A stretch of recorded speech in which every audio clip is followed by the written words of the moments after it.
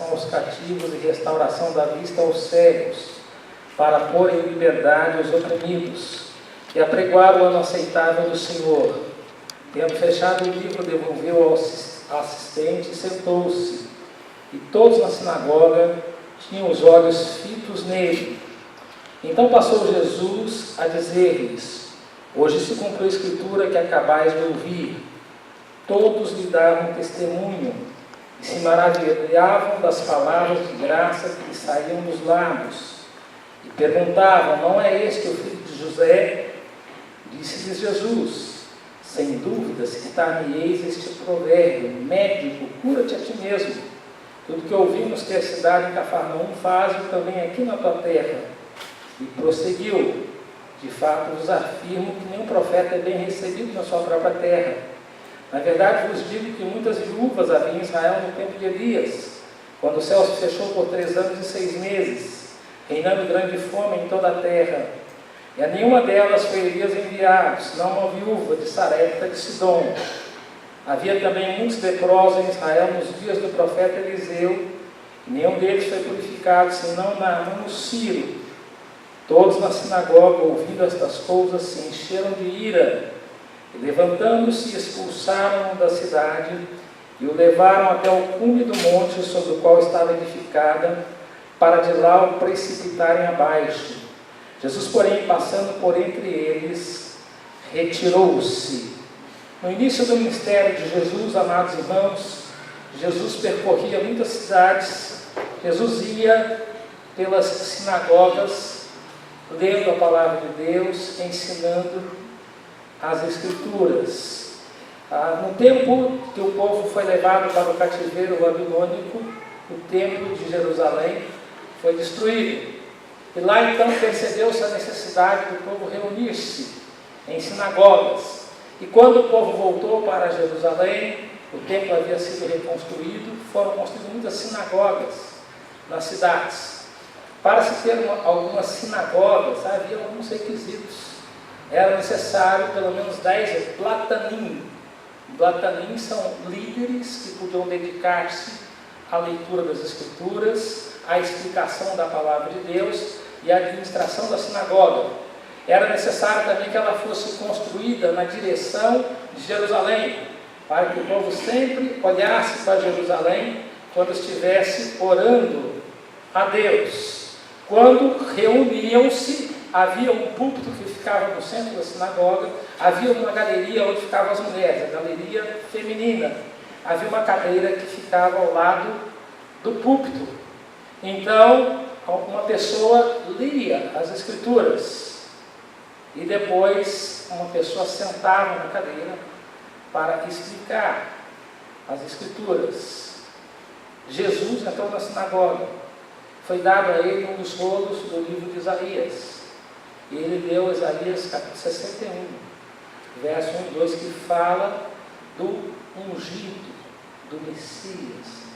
E quando ele leu, ele sentou na cadeira e passou a explicar as Escrituras, assentado. Esse era o costume naqueles dias. As pessoas tinham os olhos fitos em Jesus. E eles pensavam que essa cadeira era a cadeira de Moisés, porque Moisés deu a lei de Deus. Então eles chamavam cadeira de Moisés. E muitos tinham expectativa que um dia o Messias vinha sentar-se naquela cadeira para explicar, para ensinar as Escrituras sagradas. Nesse texto, nós temos aqui a inauguração do ministério do Senhor Jesus, de uma maneira oficial, logo após o seu batismo. Ele foi batizado, ele foi tentado, foi conduzido ao deserto pelo Espírito Santo. E depois de ser vitorioso na tentação, ele começou a pregar e a ensinar a palavra de Deus, e percorria as cidades, percorria as sinagogas. Foi em Cafarnaum, onde fez muitos milagres. Chegou lá em Nazaré, a sua cidade natal.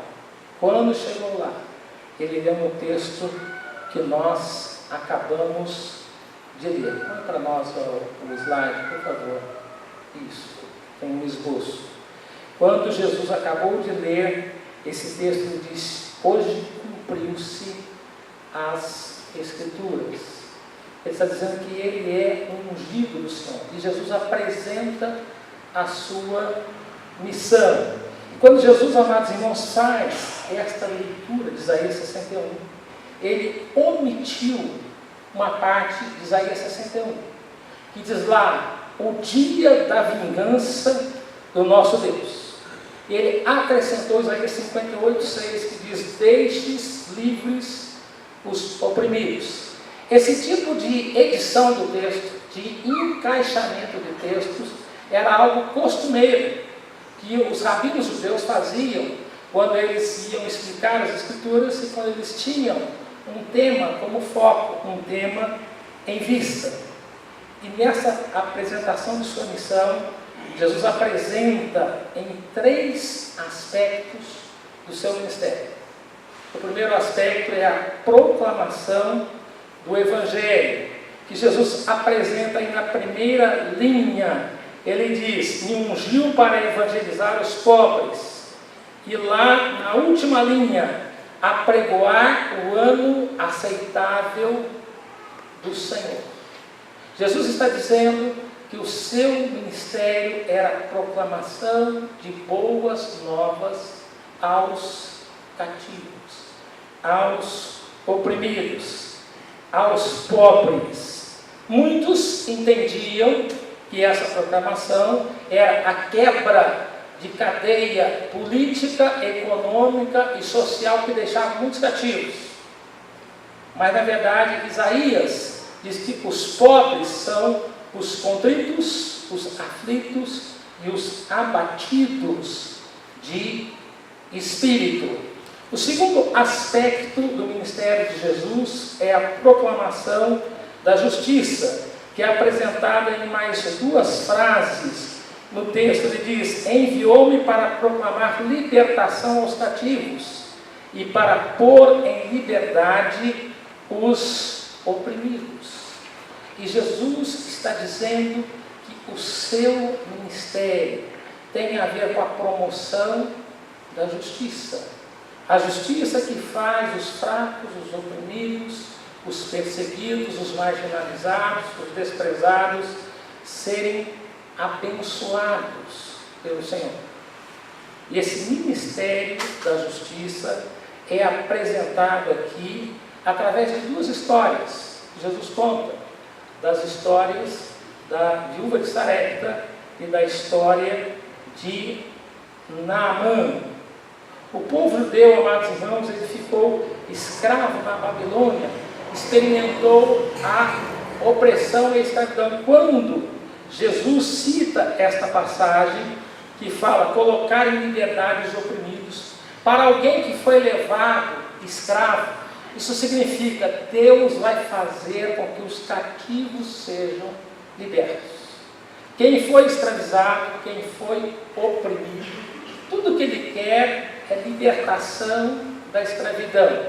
Nós pensamos sempre da escravidão opressiva, mas a escravidão também pode ser uma dívida que traz um peso e uma angústia na alma muito grande. O reino de Deus, o ministério do Messias, está ligado à promoção da justiça. Mas um terceiro aspecto do ministério do Messias é a compaixão, que é apresentado aqui em termos da restauração da vista aos cegos, para abrir-lhes os olhos aos cegos. Quando Jesus faz isso, amados irmãos, ele incluiu aqui Isaías 42:7, que fala do servo sofredor, que o Messias vai abrir os olhos aos cegos. E não está em Isaías 61. E não colocou a visitação de Deus, de vingança aos gentios. O que é que Jesus fez? Jesus trocou uma mensagem de juízo por uma mensagem de misericórdia. E quando Jesus fez isso, muitos de seus ouvintes não se agradaram, não gostaram. Nós temos uma segunda lição importante aqui nessa passagem. Primeiro, Jesus apresenta o seu ministério em termos da proclamação do Evangelho, em termos da promoção da justiça, em termos da compaixão. Segundo, nós temos a reação à pregação no ministério de Jesus. Dois tipos de reação. Uma reação de admiração. Lucas 4, versículo 15 diz assim: Jesus ensinava nas sinagogas, sendo glorificado por todos.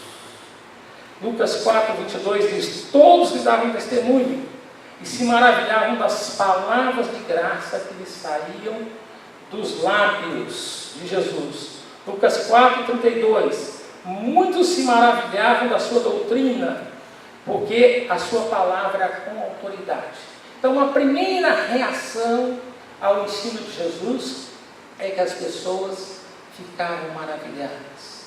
Havia palavras de graça na boca de Jesus. Havia uma palavra com autoridade. Havia um ensino autêntico e cristalino da palavra de Deus. As pessoas estavam maravilhadas. Por outro lado, quando Jesus faz essa citação lá de Isaías, um texto que falava da vingança contra os gentios, e Jesus omite exatamente essa parte. E Jesus fala que o ministério do Messias não tinha nada a ver com vingança, mas tinha a ver com compaixão, com misericórdia. Então, amados irmãos, os judeus ficaram irritados, não gostavam. Se você for lá para Isaías, capítulo 61, e ler os versículos 3 e 4, continua dizendo assim: edificarão lugares antigamente assolados, restaurarão os diantes destruídos, renovarão as cidades arruinadas, destruídas de geração em geração. Verso 5: estranhos se apresentarão e apacentarão os vossos rebanhos, estrangeiros serão os vossos lavradores e os vossos vinhateiros. Isaías está dizendo que os gentios iam servir os judeus. Verso 6: mas vós sereis chamados sacerdotes do Senhor, e vos chamarão ministros do nosso Deus. Comereis as riquezas das nações, e na sua glória vos gloriareis. Quando eles foram levados para o cativeiro babilônico, os babilônios comeram, usufruíram de toda a riqueza do povo judeu. E agora havia uma ansiedade por uma reversão daquela perseguição, daquele cativeiro, daquela escravidão que aconteceu com o povo judeu. E a expectativa deles é que eles iam reinar e que os gentios, os inimigos, iam ser seus servos. Eles iam se gloriar em se vingar, em ser servidos pelos gentios. Essa parte da profecia messiânica, que era tão importante, que era tão preciosa para os judeus, Jesus omitiu. Jesus não falou nada sobre isso. E ali em Nazaré, era uma cidade chamada antigamente de Galiléia dos gentios. No tempo do profeta Isaías, a Assíria veio, invadiu aquela região, ali se tornou habitação dos gentios, dos habitantes de Damasco, dos habitantes da Fenícia e de Sidom, e fizeram daquele lugar o seu habitat, e oprimiram os israelitas naquele tempo. Então eles esperavam por uma reversão, mas Jesus fala de misericórdia, Jesus fala de compaixão. E talvez alguns pensem assim: o que esse rapaz tem? Será que ele não sabe como a nossa cidade foi fundada? Como ela foi assolada pelas nações vizinhas? Como é que ele lê esse texto e não fala de vingança? E não fala que nós seremos servidos pelas nações vizinhas? Como pode um moço criado aqui não se lembrar de como a nossa cidade foi fundada? E como o texto das Escrituras fala que o dia da vingança vem com o Messias. E porque Jesus fez essa reversão, transformou uma mensagem de juízo em mensagem de misericórdia, houve uma tremenda rejeição ao Senhor Jesus. E Jesus conhecia o coração deles, amados irmãos. Por isso Jesus Ele diz no verso 23, sem dúvida vocês vão citar aquele provérbio: médico, cura-te a ti mesmo, faz aqui os milagres que você fez lá em Cafarnaum. E Jesus então conta duas histórias do Antigo Testamento para a sinagoga. Ele conta para eles primeiro a história do profeta Elias. Elias confrontou o rei Acabe e anunciou 3 anos e meio de seca. Acabe adorava Baal e implantou uma perseguição aos profetas de Deus por meio de Jezabel, que era sua esposa, filha de um sacerdote lá de Sidom. Ela oprimiu, perseguiu os profetas de Deus e implantou o baalismo, a adoração a Baal, Deus da chuva. E durante 3 anos e meio, Baal ficou seco, não caiu uma gota de água em Israel. E Elias foi à casa da viúva de Sarepta. E chegou lá, a viúva tinha um restinho de farinha. Ela ia fazer pão para o seu filho, ia comer e ia morrer, porque não tinha mais nada. Vizinha de Israel. E ela ia morrer. E Elias chega lá e fala assim: vai lá, faz um pão e traz para mim. Talvez alguém pense assim: esse profeta é doido. Esse profeta, ele é ousado, não é? E muito ousado, e era mesmo. Sabe por quê? Porque as pessoas naquele tempo, as nações, pensavam que os deuses eram geográficos. Baal pode fazer alguma coisa por mim, mas o Deus da nação vizinha, ele é Deus solar, naquela terra vizinha. Então, Jeová não pode fazer nada nesta terra. Aqui nessa terra o Deus é Baal, ele pode fazer alguma coisa, mas o Deus de lá não pode. E quando o profeta de Deus vem e fala para fazer pão para ele, porque não vai faltar, ela crê. Ela dá um salto de fé no Deus desconhecido. Ela crê. Ela faz com o restinho do azeite que tinha, com o restinho da farinha, faz pão para o profeta. Nunca mais faltou azeite na botija. Nunca mais faltou farinha na panela.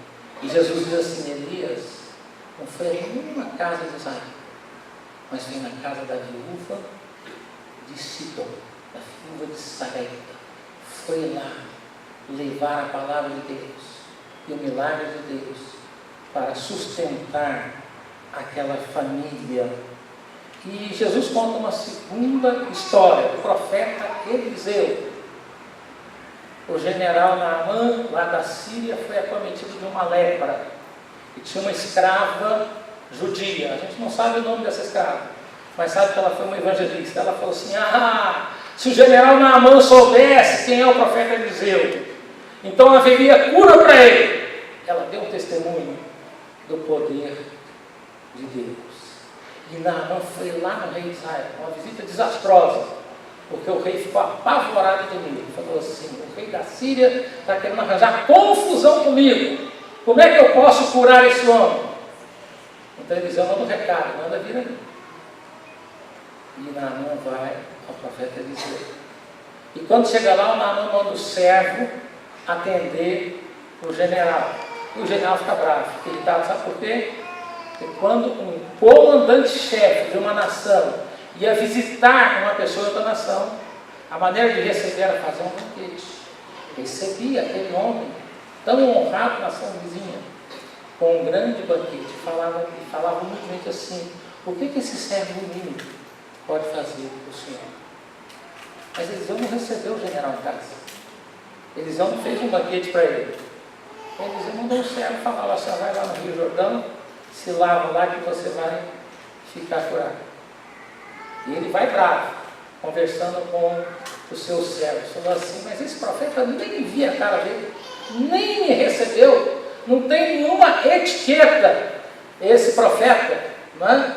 Falou assim: não conhece nada, né, de regras de diplomacia internacional.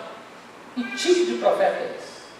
E quando chega lá no Rio Jordão, um rio lamacento, ele fica muito irritado. Sabe por quê? Porque lá em Damasco, a neve do Monte Hermon derretia e vinha correntezas de águas cristalinas belíssimas, lindíssimas. Ele fala assim: tem tanto rio bom lá em Damasco, e esse profeta manda eu tomar banho no rio sujo desse. Eu assim, eu não vou entrar. E os servos dele falam assim: ó rei, ó meu pai, se ele pedisse uma coisa difícil, você não faria? Se cobrasse um preço muito caro, você não pagaria? Pediu uma coisa tão simples.